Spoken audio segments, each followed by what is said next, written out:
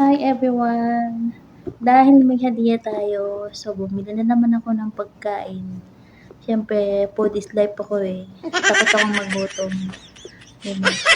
Siyempre gusto ko rin matikman yung mga pagkain sa Pinas na nakakamiss talaga. Kaya ito, may binili ako na konti lang naman kasi parang gusto ko kasi magpansit. Dito kasi meron siyang Bacala Indonesia. Doon kasi makakabili ka na ng mga Filipino food. Marami doon. Talagang magsasawa ka. Magsasawa ka kakabili basta meron kang budget. Ito yung nabili namin. Sana Bumili kasi all. ako dahil may nagbigay ng hadiah. Syempre, pinambili ko ng pagkain ko. Ng pagkain namin. Pagka kasi nagluluto kami, nagbibigay din kami sa kapwa Pinay din namin. Nakasama din namin. Nagbibigayan kami ng pagkain, ganyan. Kung sino na may pagkain, bibigay siya. Pag meron kami, magbibigay din kami.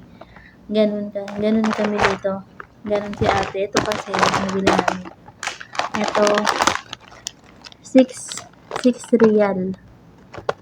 Huwag mo nang i-convert dahil masasaktan ka lang. Kaya, pag i-convert mo yun, pero okay lang yung pagkain naman yung binili, diba? Yan.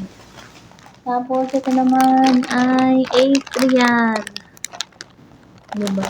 8 real yan. Kaya, hindi ko na kayo convert kasi talagang maano ka lang. Magugulat ka lang. Ito may mga tinapay din dito. Mga 1 real lang to ah. So, 1 real.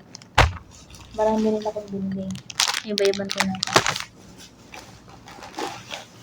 Ito oh. Gusto ko kasi matikman yung ibang tinapay. Dito naman kasi pwede ka naman kumuha ng tinapay. Pero minsan, nagsasawa din ako. Kaya gusto ko iba naman. Diba?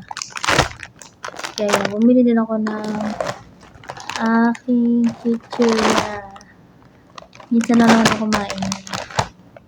Tapos, bumili ako ng aking Torre. Masarap kasi to, lalo pag nakalimutan ko pala yung yelo ko nasa kusina. Dali nga lang. Diba? Bukas namin ito lulutuin. Kasi gusto ko ng pansit. Bumili din ako ng sahog niyan. Sahog ng ng manok. Hindi manok yung pinaka niya. Pinaka atay niya. Ganon. Meron kasi magsalita dito ng lalo na sa Facebook, maraming bawal.